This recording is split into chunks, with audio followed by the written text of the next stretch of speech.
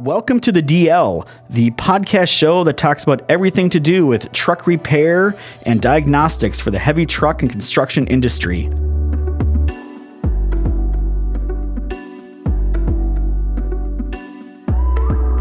I am your host, Tyler Robertson, CEO and founder of Diesel Laptops.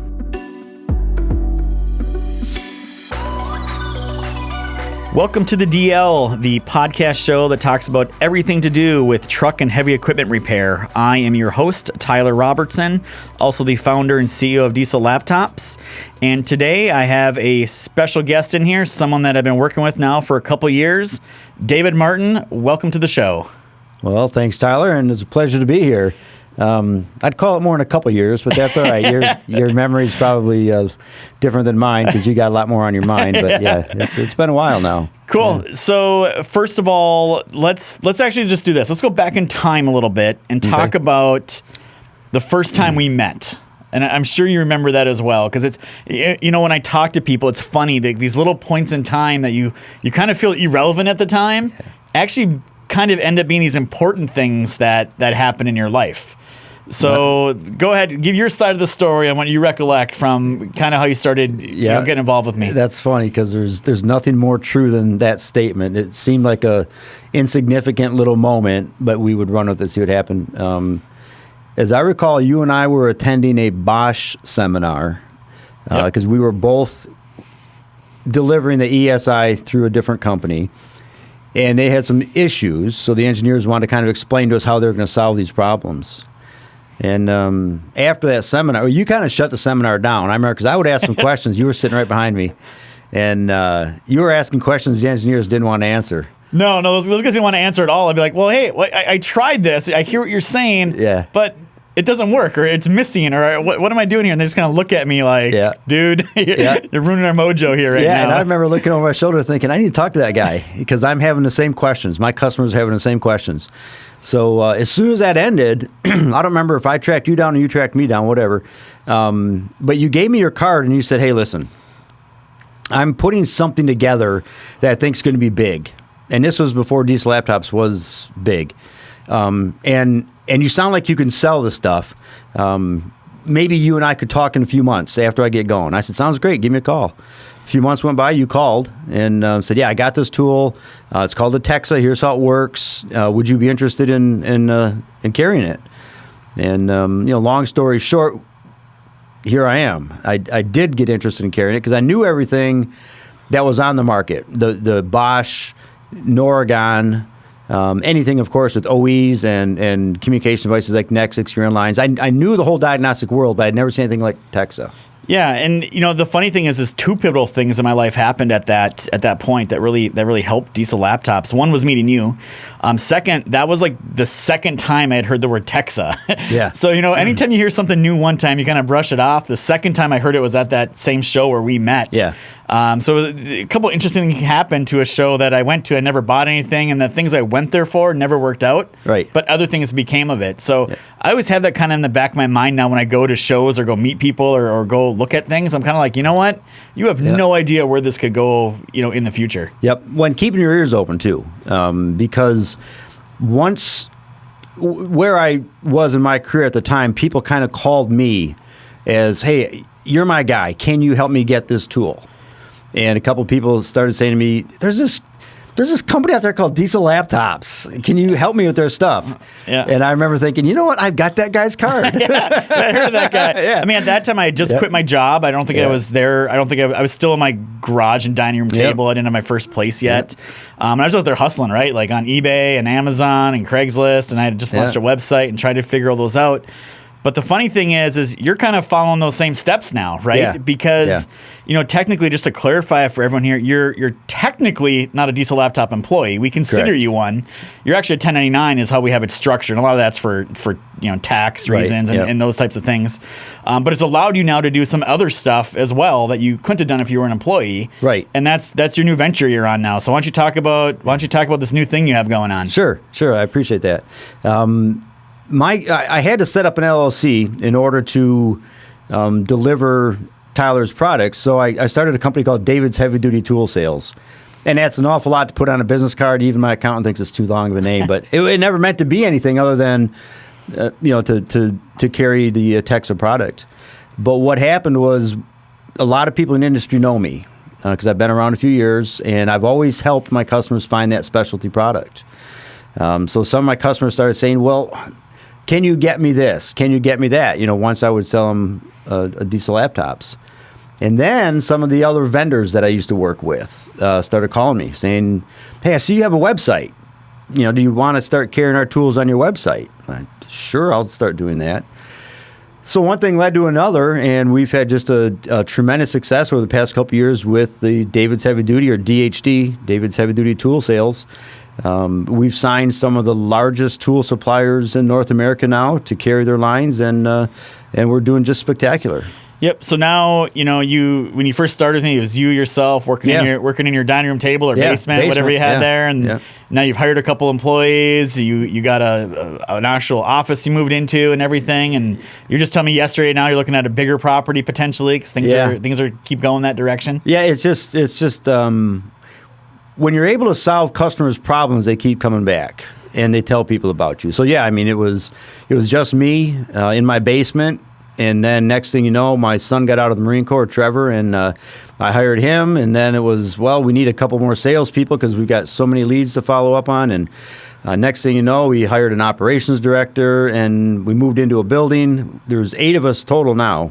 Yep. I could use 10, but I have nowhere to put them. So how do you like being a boss and a manager over people versus just doing it on your own and doing your own thing and selling? What's that like? That is... So here's the funny thing, all right?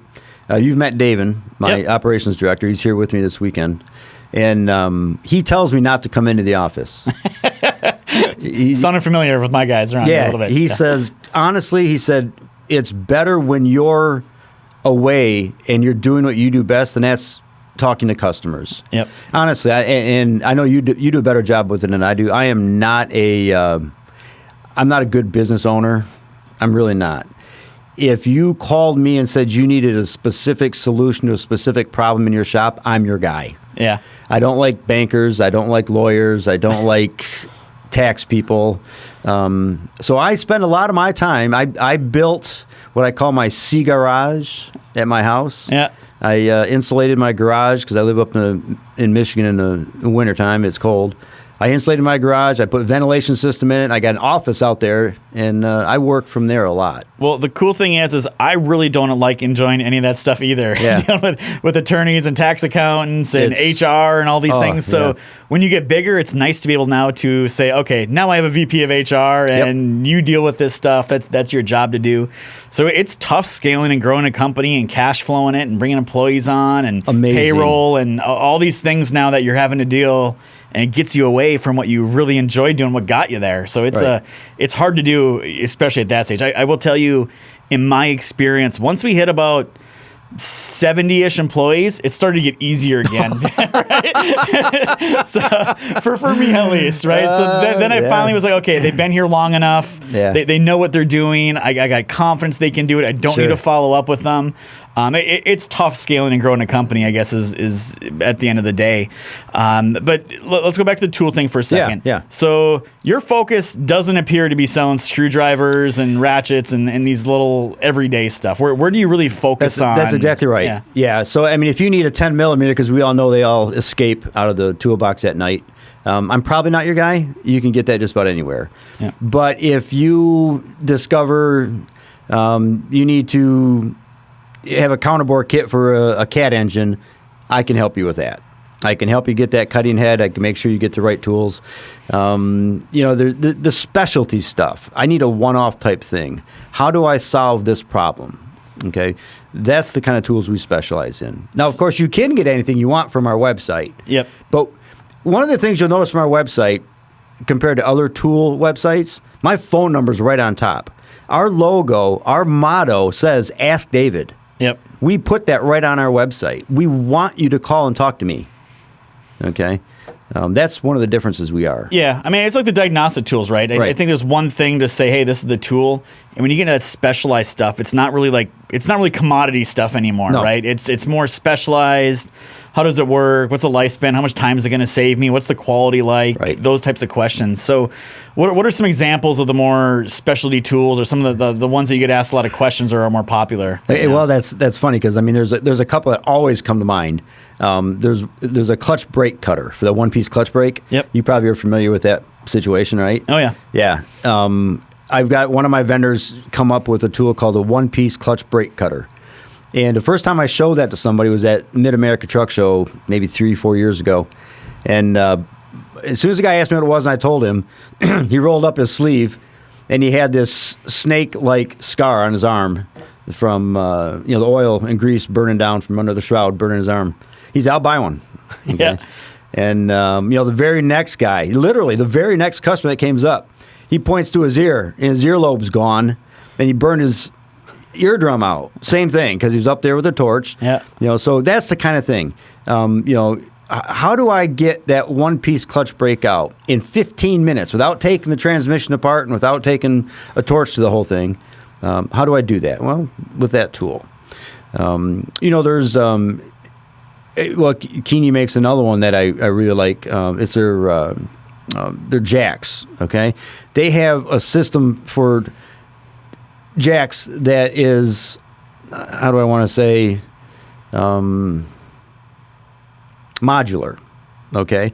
So you can buy their jack to take out the transmissions, but then you can buy 8, 9, 10, 11 other pieces for that jack to do specific things, to lift a DEF filter, to move a drive line. Okay, so you might say, well, I need a different tool for all those. And I'll say, no, you really don't. I can find you one tool that can get you all those accessories. So, talking about the tool industry in general, I love to hear your opinion on this. What I see now, I guess let me think back like 10, 15 years ago. Mm-hmm. All these repair shops, the tool truck rolls up, everyone runs onto it, and they start buying tools. Now I see Amazon.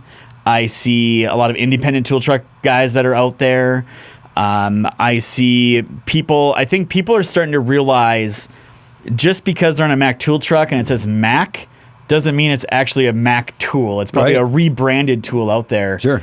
Do you think the future goes away at all for these tool truck guys that are going out there? Do more and more people keep buying online? Like, where do you see the industry heading if you're looking in the future 10, 15, 20 years? Well, I can't necessarily project what's going to happen with the tool truck guys because I think there's still a need there. But what I find a lot of that need is they're financing a lot of these kids and these young technicians on tools that they can't afford somewhere else. Okay, because I do have financing too, but obviously there's some guidelines and criteria there. So that seems to be where these tool trucks come into play. I know they're feeling it. I know they're feeling the pinch.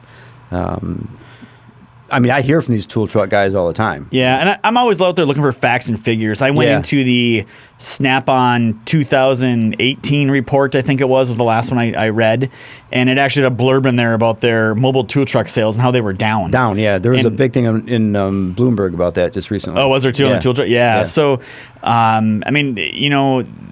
you look at what's happening online, and, a lot of people don't realize of all the online sales that happen, Amazon's got 50% of the market, right? Which blows your mind when you think of all those big online retailers like, even eBay and Etsy and, all Sears when they were there and all these places.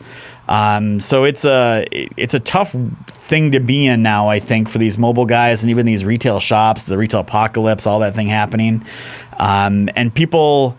there's cheap tools, there's quality tools, and I think you, for the most part, hang out more with the quality tool side of the equation more than the cheap. I'm going to sell it for a nickel cheaper than the next guy. Yeah, we don't want to get into the race to the bottom with anybody. That's just not where we want to spend our time or our resources. Again, if you look at a torque wrench on my website, that's the same part number as somebody else's, I'll probably be as competitive as anybody, because I want to make sure you still come to my website. But that's not where I'm trying to get my customers. You can get that from me, sure. But I want to be the guy that helps you with that one particular problem you just can't solve. Or you've heard of this particular tool, how do I get it? So I'm not competing directly with the tool trucks and stuff.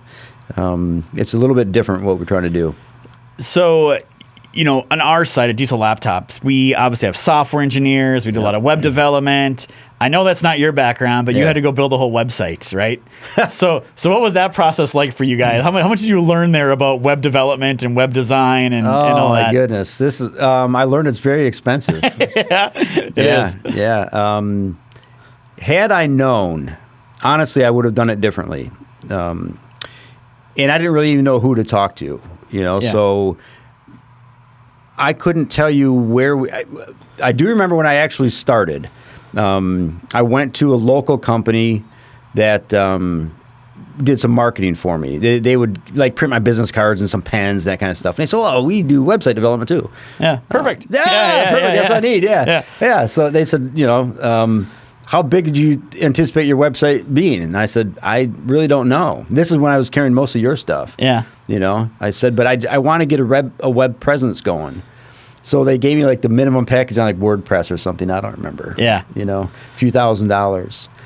Then the next step was Beta Tools came to me and wanted me to carry their line, which is I don't remember, 25,000 SKUs. Ooh, a lot of part numbers. Yeah. Well, my WordPress website wouldn't handle that. Yeah. So I hired a company out of India and spent thousands with them to build it.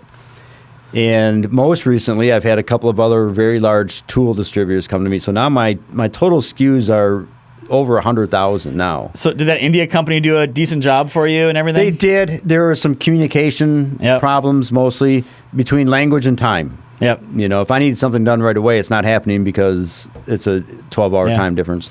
And a lot of times the language barrier, it has some funny results. So, I know we use some outsourced people as well. And we've had our hits and we've had our misses there. And, I think a lot of times when we tell people, hey, we outsourced this or we outdid that, they're like, oh, you got poor quality stuff. Yeah. But man, there are some really sharp, intelligent software engineers, web developers in countries. Yeah. India, Eastern Europe, they're all over the place. So you can find some real talent at a much reasonable price a lot of times. Absolutely. I would never say I wouldn't do it again. Yeah. Because the overall experience was good. Yeah. But there were some glitches, but I wouldn't not do it again. Now, what we've most recently landed on is a company out of your hometown, Wisconsin. Okay. That is doing everything for us now. Yeah. They figured out how to get us our dedicated servers and get us set up at different points in the country. Different feeds and shipping rates and tax rates. Oh my gosh! It's really, I think people land on a website and they just see it and they're like, oh, that was easy. And man, they have no idea how much work goes into building that, designing it, making it right, making it feel right, dealing with the sales and the order processing, the customer communication. Brick and mortar are one thing, web's another. They're both got their own challenges. Neither are what I would call the easy button in any sense. Well, no, and that's true. And with the brick and mortar, though, we were all so used to that. Yeah. That I could have built that in my sleep. Yep. Really, I could have. But when you get online, it's like, I didn't think of that. I didn't think of that. I never thought of that. Yep. Yeah, it's what you don't know is what gets you with those types of things. That's exactly what gets you every time. So, and you guys actually have a little bit of an interesting marketing play too, where you have a video series that you do on there. So why don't you talk a little about this video series? Yeah. So it's okay. We don't need to be PG here, all right? Okay. So we're good. So I don't remember how this came about. Somebody just said I was a funny conversationalist or something, and we needed to maybe make some videos to talk about some tools. So we hired a company to help us make some videos, and we call them SFW Tool Porn. So it's safe for work tool porn. Okay. And I can show you the analytics, and I didn't know a dick about analytics, but I can show you the analytics.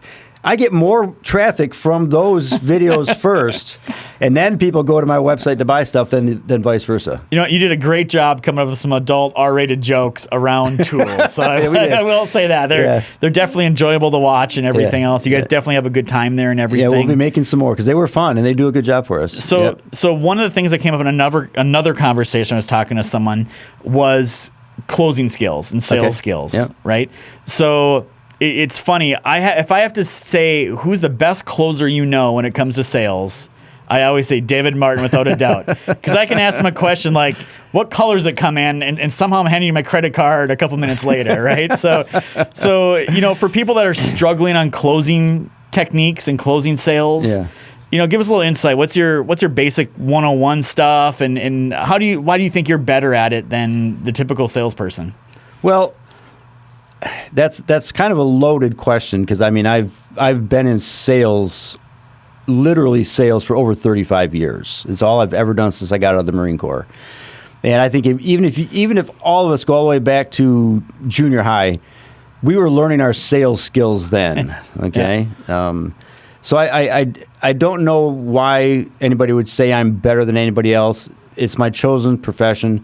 But some of the things that I've discovered over the years is you can lead people to the answer by just asking them the right questions. I don't have to answer your questions. Yep. And what you just alluded to, I think, is part of that.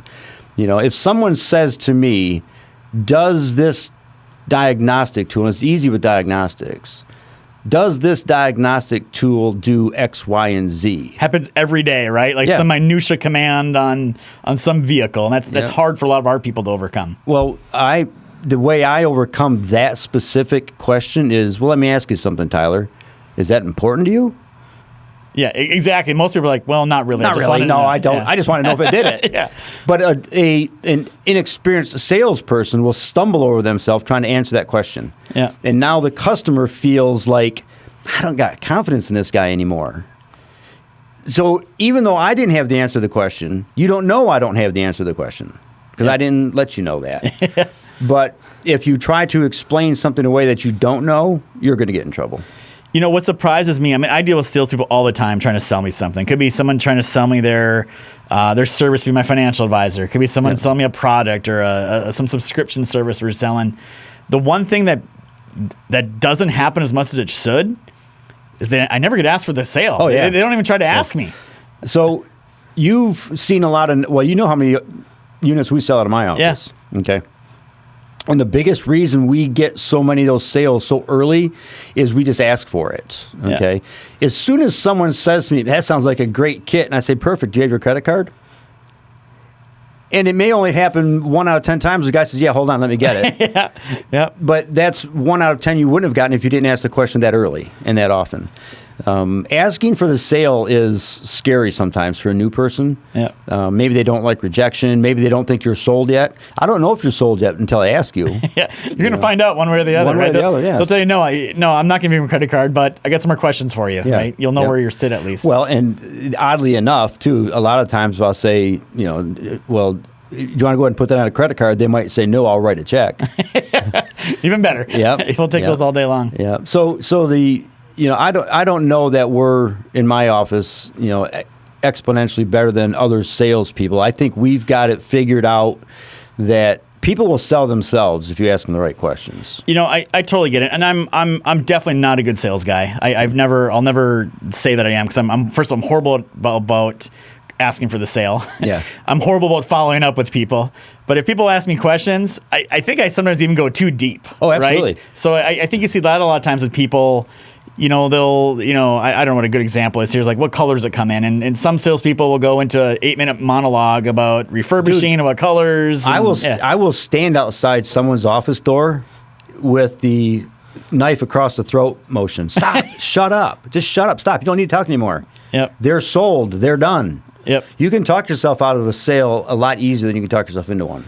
I see that a lot with people too. You just ask them a question, it just goes off forever. Or they're not prepared. They don't know what to say, and they start stumbling and making up stuff. So many, as long as we're talking sales here, not necessarily my website and your business. If we're talking sales 101, most of the time it's just shut the hell up.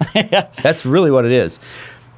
A salesperson, in my experience, because I'm one of them, is very egotistical, a little narcissistic maybe, and I want you to know I know what the hell I'm talking about.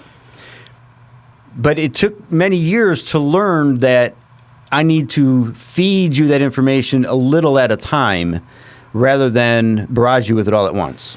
So, the kind of thing that people don't realize here is, when you're at a trade show and you have that laptop there, your goal is to never even show them the laptop because it's really irrelevant what the interface looks like. It's the other stuff. So how do you do that without even demoing the product or showing them what to do, getting these people to be comfortable enough to make an expensive purchase? Well, Actually, that's kind of easy. Okay, to me, I don't want to give you like a test drive like you would if you walked onto a dealership for a car. Okay, this is a totally different animal than that. If you were to say to me, well, can you show me what it can do? I've got a few different answers for that. It just depends on the different show I'm at, right? I'll say, look at these fingernails, man. These are manicured. Do you really think I know how to use this thing? Yeah. Honestly, I'm going to ask you. Yeah. I don't know how to use it. But what I can tell you is I've delivered more of these units than anybody in the United States of America, and no one has called to shoot me. Yeah. Okay? It works pretty damn good. What do you need it to do for you specifically, Tyler? Oh, well, I need it to make sure I can do forced regens on a Detroit. Well, I know it does that. Yep. So did you like to get one today? Hey, you're going right to the close. I love it, man. Yeah, and it happens. Well, I had an old vice president I worked for years ago in a different industry, and I'm not exaggerating. If you walked up to him and said, hey, man, that's a nice tie. He said, you want to buy it? And that's kind of where I've learned, well, if you're showing interest, I'm asking if you want to buy it. You know, I'm guessing he sold a lot of ties probably, didn't he? Probably did, yeah. Yeah. He probably did. So, no, that's very cool. You know, talking about, let's go back to diagnostic tools for a second. Yeah. You know, I think when we started this thing and, you know, the message we were given to people, the thing I say is what got us here probably won't get us there, right? And there's some things that are changing in the industry. What have you seen on the diagnostic tool side that's kind of transpired, and where do you see this thing going over the next 5-10 years? Well, that's interesting because you just said to me a few minutes ago, talking about sales a little bit, if I can relate to a customer, I can probably move farther down towards it close than if I can't relate to them. So I always tell my guys, find a way to relate to people. And I remember an old fella told me one time a few years ago, you can't fix it with a 9/16 anymore. Yep. If I say that to somebody, they know damn well I know what I'm talking about. Yep. Okay. So where do I see this going? It's gone from I can use a 9/16 to I might need a scan tool. Yep. Now it's gone from I don't need a scan tool, I need a fully functional tool. Yep. Now it's gone from I need a fully functional tool to one that works across multiple platforms. Yep. Okay, so I really see it going to where everybody is going to have a multi-level, multifunctional, bidirectional tool. There's no way around it. Yep. And, you know, I think what we've all learned, it's not just about the tool anymore. No. It's how do you use it? Yeah. Just having that tool and buying that tool, you didn't really solve your problem. No. Right? And your problem really is, you had a lack of technology, but now you have a lack of training, and you have a lack of resources, and you need people to help you use this tool and help you fix your problems. So let me talk a little bit about how I sell this tool, how I sell it successfully, and how it works with diesel laptops, okay? Mm-hmm. I learned early on, if you're the decision maker for a company, and I've got you convinced that a tool from diesel laptops is going to save you money, and you as the business owner or the CFO buy that tool from me, and then you walk out in the shop and give it to the technician, he says, I don't want this thing. Yep. I'm never going to use this. You just spent several $1,000s that's going to sit on the shelf. So what I do now is I tell that same owner, that same CFO, let's get your technician in here too. Because if I can't get him on the phone and have him convince me he's going to use it if you pay for it, I'm not selling it to you. Yep. I'm going to protect you as the business owner. Now, if he convinces me, he'll let me train him and he'll use our support, then we're going to move forward. That's where that's where it's going. Okay? If I can assure my customer, when you get this thing, you will use it. You'll know how to use it. You'll be comfortable using it. You'll want to show other people how to use it. Yep. That's where the future is. So we do a 30-day money-back guarantee on our tools, right? And inevitably, every month, we get a certain percentage that want to return their tool. Yep. What are the main reasons people want to return the tool? Or why? What have they not done to set themselves up for failure? See, that's it. And that's how we've mitigated a lot of that. That's what I was alluding to a moment ago. I make sure that everybody's trained on this thing. Because here's what happens. That guy gets the tool out in his shop. He opens it up. It says he needs to do something that we've sent him an email he better be doing, but he didn't. So he didn't follow instructions. He didn't take the training. In his defense, that guy's time is money. Yep. He's working hard. He doesn't have time to dick around and learn this thing, okay? He puts it away, and he gets Insight back out. Yep. Okay? Well, then he puts it away, and he gets DDL out, Puts it away, gets PTT out. And then the owner comes to me and says, he ain't using this thing.